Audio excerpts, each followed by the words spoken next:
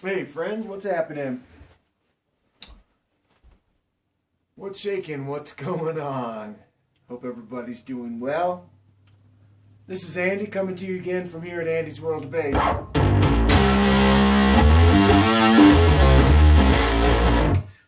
going to do a little video for you today and talk about the Bergantino Forte HP drive section. I've got it pretty much cranked. Well, no, it's about at about 80%. This is the big fat tube update, which is has two different things that you can toggle between. The first is just the straight up kind of more of like a tube chime type of drive section. That's not extreme. It adds just more of the vintage tube flavor, chime, sustain, and kind of enriched harmonic content. And then, by holding in the engage button, it switches over to the full drive side. And that's what I have it set on now. And I have it at about 80%. I'm playing one of the basses that I put together.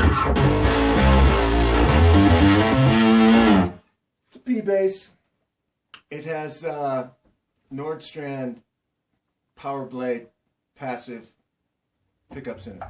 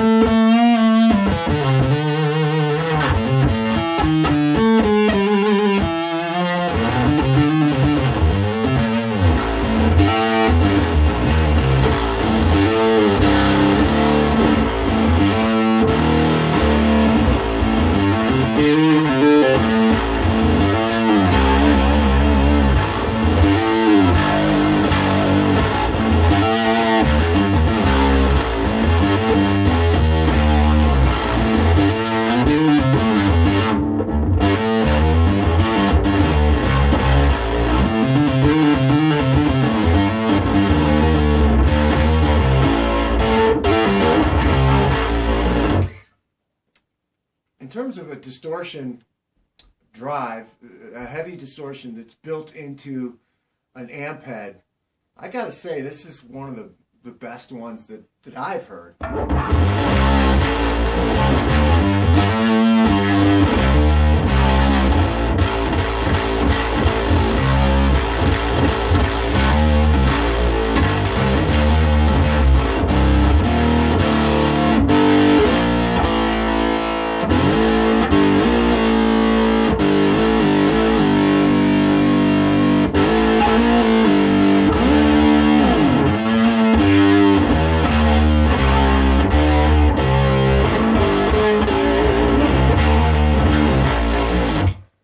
Why is because it has a polyphony, I think you'd call it. You can play big chords or chords with 3 strings, and I hear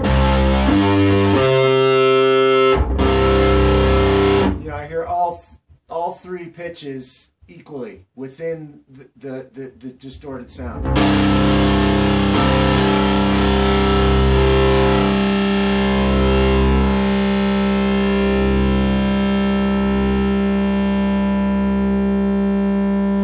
Has a long, pleasing decay that doesn't do strange fizzling as it's decaying. It doesn't start to sound, doesn't start to like digitally fizzle out. It has an organic decay.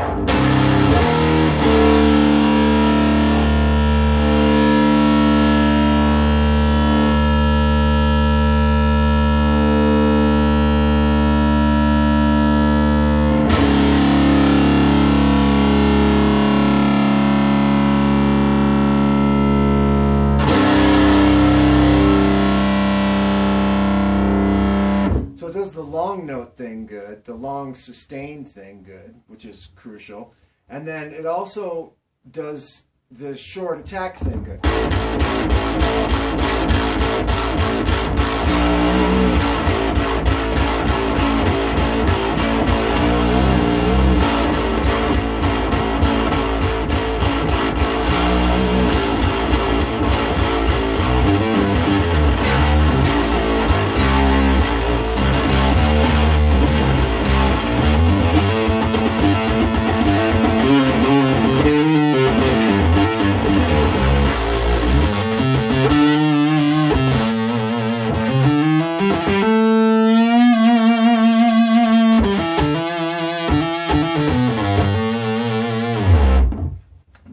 crucial factor for me when it comes to distortion. I mean, I'm not like a big time distortion guy, but I know what I like.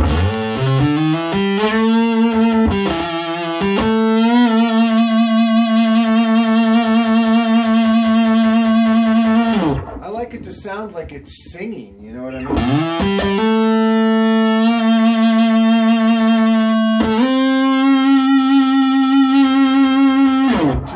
With my left hand, I can keep it going as long as I want to.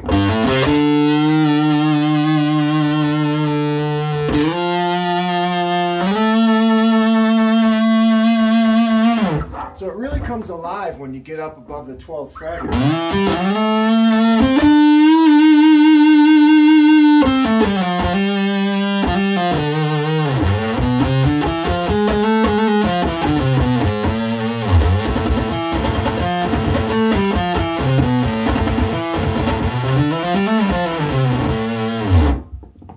Another factor is that when I want to do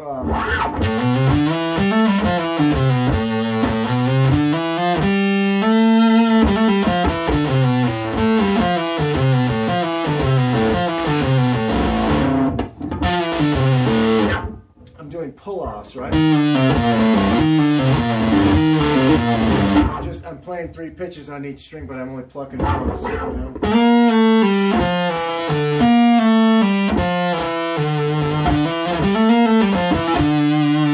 The intensity of the distortion is equal even on the notes that I'm not actually plucking.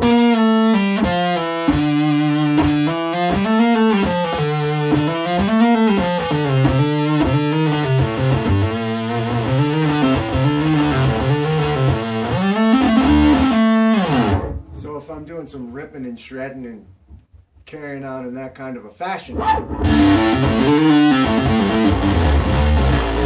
there's going to be a lot of hammer-ons, and there's going to be a lot of pull-offs and a lot of bends.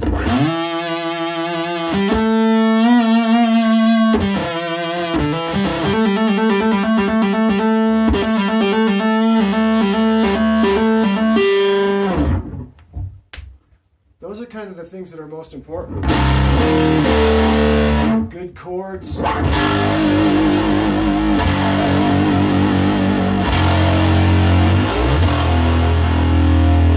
Sounds good across the whole range, you know.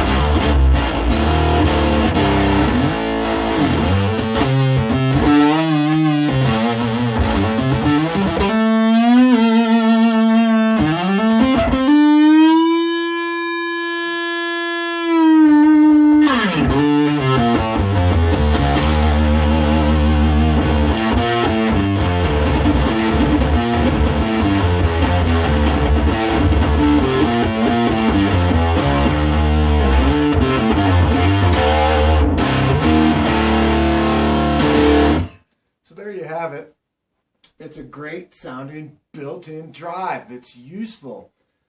Foot switchable. It's got this great wireless foot switching system that you can get with it, and you know, for that one time, you know, like I think that kind of sound is like great to in the realm of what I do. You break it out once, you know, and it's like gangbusters. You know, if I use it more than once, it's not as cool. You know, it's the kind of thing that you save for a special occasion. And when you do, you can literally, you know, melt people's faces off and they're not expecting it, you know. So in the context of what I do, it packs that kind of a cool punch to bust it out every once in a while. Of course, many players nowadays are playing music that pretty much calls for it all the time, or most of the time, and various degrees of it. Of course, this is the very extreme setting. I like it right there at about 80%.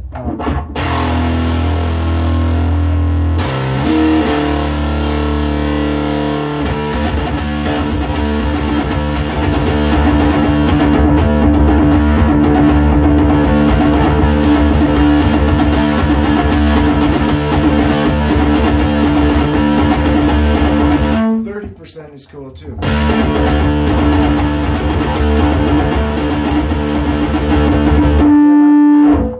My two favorite settings are 30%.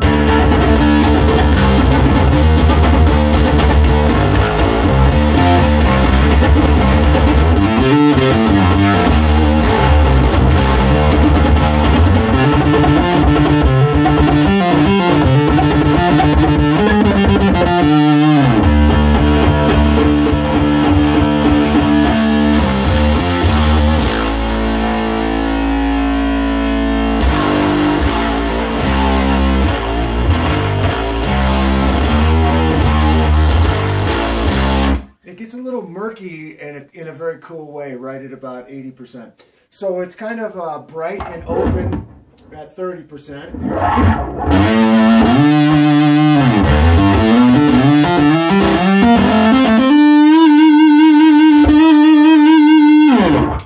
It's real bright there, but when you take it up to 80%,